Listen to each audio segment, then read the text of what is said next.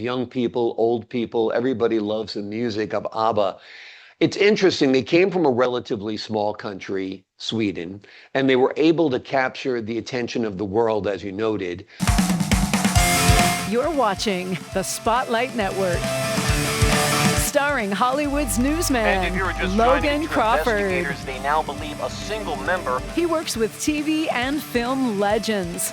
And now, Logan's shining the spotlight on the world's top emerging authors and creators. International were abducted. This is Spotlight with Logan Crawford. Streaming on Roku, Apple TV, and Amazon Fire TV. I'm Logan Crawford, and right now on Spotlight, we're celebrating one of the most iconic groups in music history. We're talking with a terrific author. His name is Michael Mascioni, and he has penned a wonderful book that you're just going to love. It is called ABBA, The Making of an Unstoppable Musical Phenomenon. This fascinating book takes readers on a journey through the band's meteoric rise, timeless music, and transformation into a cultural and multimedia powerhouse. From the global success of Mamma Mia to the futuristic ABBA Voyage concert experience, the author explores how ABBA became more than just a band. They became a lasting symbol of joy, creativity, and global connection. We're delighted to have this very talented author join us here today on Spotlight. We thank the team at Bookside Press for helping us put him on TV today, and we ask viewers like you to support authors like him by subscribing to our channel and by purchasing his amazing book. The links are below this interview.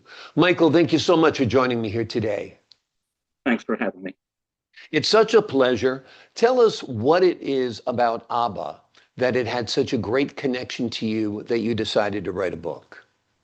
Well, it's kind of funny. I first learned about ABBA when I was I was studying in London in a college course, and I was staying in a hotel, and all of a sudden I heard this music blaring, which turned out to be Waterloo. And that was my first introduction to ABBA, and I was excited by the sound. It was something totally different. I do use the phrase joyous and just, just such a great spirit and cheerful sound. And that caught my attention. And then, I followed them. I attended one of their concerts in the US. And, I started following them. I think, later on to kind of, bring us up to date, what interested me was not just the music, but their use of multimedia and interactive media to spread their brand, to expose people to different aspects of their musical career, and to some extent their other projects that they were doing. And so I just found them to be an intriguing band that appealed to cross. It has, the band has cross-generational appeal, appealing to young people, older people, people across the globe. And it also stirred a lot of interactivity when you see people dancing at the Mamma Mia shows or at shows of ABBA tribute bands. You realize that they generate so much enthusiasm and spirit. And so there was something different about their sound that captured me, just like pure joy. And so I was just trying to understand how the band evolved from, just being kind of locally important or regionally important in Scandinavia to a global musical powerhouse, as you put it. And it evolved through a lot of different stages, the Mamma Mia musicals and films, the ABBA Gold album, which kind of revived their career in the 1990s. They also were popular in the gay community when they were not that popular outside that community. And then also, then they developed this ABBA Museum, which first was a temporary exhibit in London and then became a permanent exhibit in Stockholm. Yeah, then there's they really are a the Voyage phenomenon. show, You have to look which no took them in a further whole than their different Broadway direction. musical. You see people dancing in the aisles, young people, old people, everybody loves the music of ABBA. It's interesting, they came from a relatively small country, Sweden, and they were able to capture the attention of the world, as you noted. Part of that was their use of Eurovision. Tell us about that. Right, exactly. That was the key linchpin in the launch to a global career.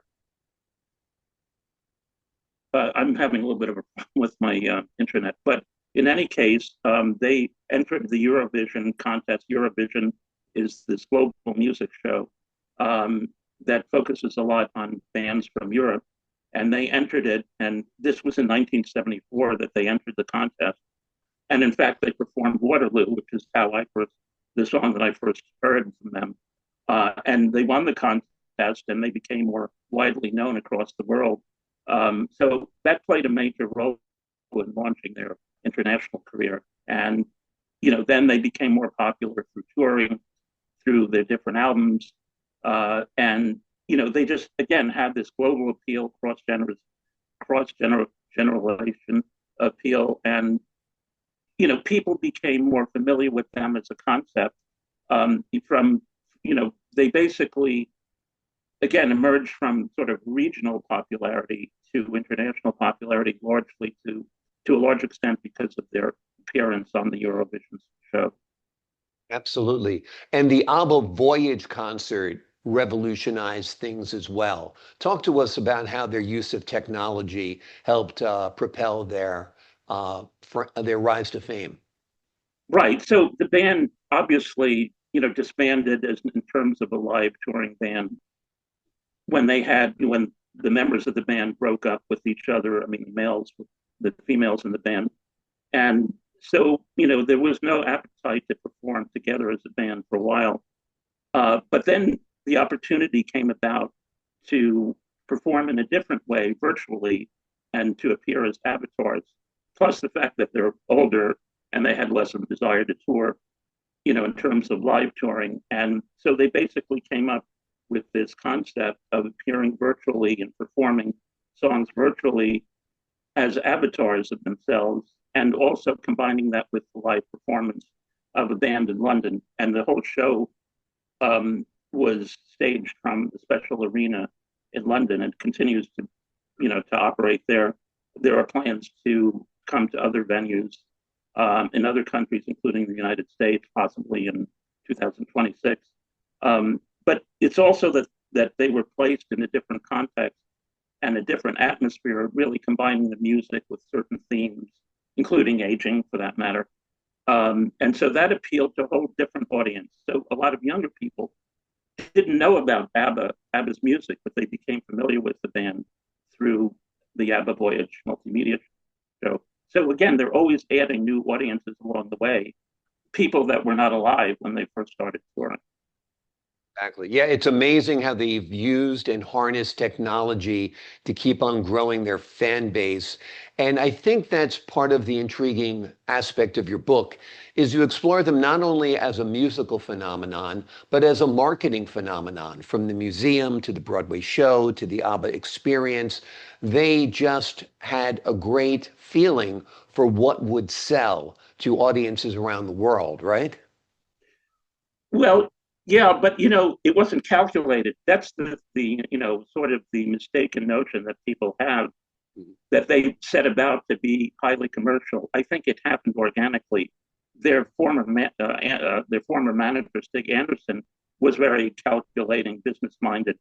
But I don't think the group as a whole was that oriented towards cranking out hits. They did what came naturally, which happened to be commercial. I mean, I would say Bjorn Ulvaeus, the guitar player in the band, was perhaps more business-minded, and he's been involved with a lot of these multimedia and interactive projects. But it's just something that happened naturally, and they had such a unique combination of music and unique combination of the female singers, which was a big attraction to people. So all of those elements came out, and they felt very free to experiment. This is the other thing that's different about them. They were experimenting with a lot of different musical styles, whether it was more European folk music, or disco music, or other kinds of music, and so that also broadened their appeal to different audiences.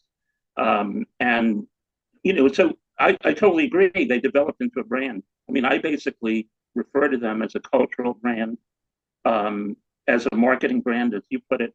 But it's not that they set out as a group to become that way. It just happened through serendipity that they came about at a time when, they opened up this avenue for pop music or rock music from Europe. And it just happened to work out that way.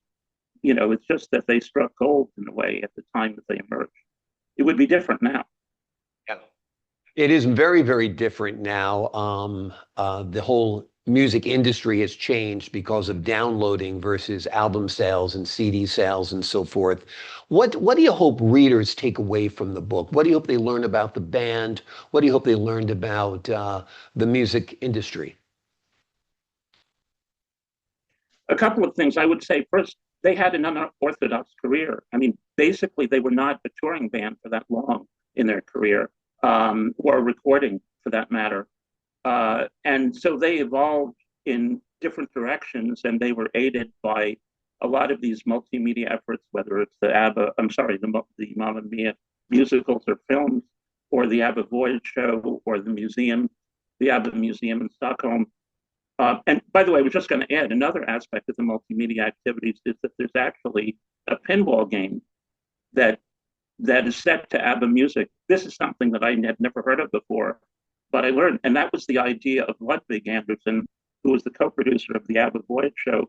He came up with the concept of setting ABBA's music to a pinball machine because he felt it coincided with the period of time that ABBA emerged in the 70s, that pinball was very popular. So that's another marketing aspect that many people are not familiar with.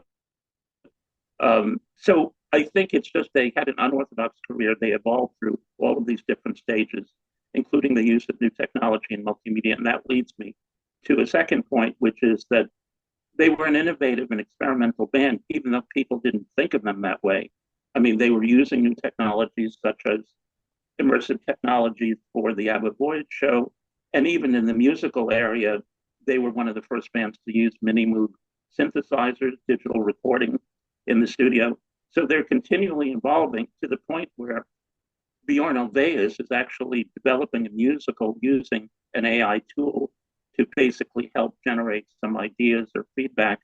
A lot of the ideas, as he concedes, are not very good, but he says ones that are helpful trigger other thoughts that he has.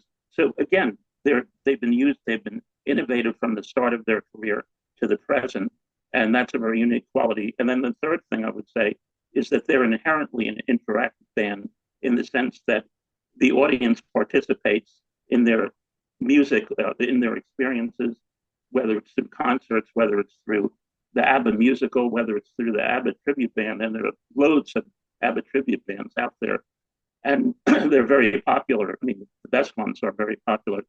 So it's all of these different elements that come together that really make them a unique band. They also contributed to culture through their philanthropic work as well. That's part of your book. Tell us how they contributed there. Right. They have been involved in philanthropic causes, including environmental causes.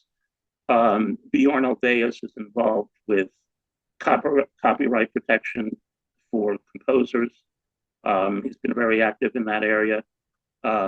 So even though they were not considered a political band, in fact, they were heavily criticized in Sweden for being apolitical, they do have certain causes, but those are not sort of the main, selling points, part of the whole marketing effort.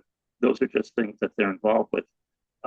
So yes, I mean, there are a lot of different dimensions to them, and that's definitely another one. Wonderful, wonderful. It is a terrific book, folks. It's a great trip down memory lane to the wonderful music of ABBA that is still very, very much alive today. And this book brings it to life.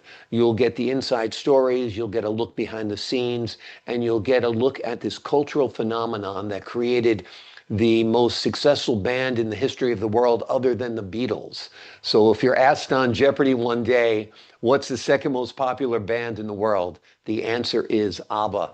And that is the name of this book as well, ABBA, The Making of an Unstoppable Musical Phenomenon. It's a fascinating book that takes readers on a journey through the band's meteoric rise, timeless music, and transformation into a cultural and multimedia powerhouse. Michael, thank you so much for joining us here today. Thank you very much. I appreciate your time, your insight, and the wonderful work on this book. To the folks at home, I'm Logan Crawford, thanking you for your time this time. Until next time.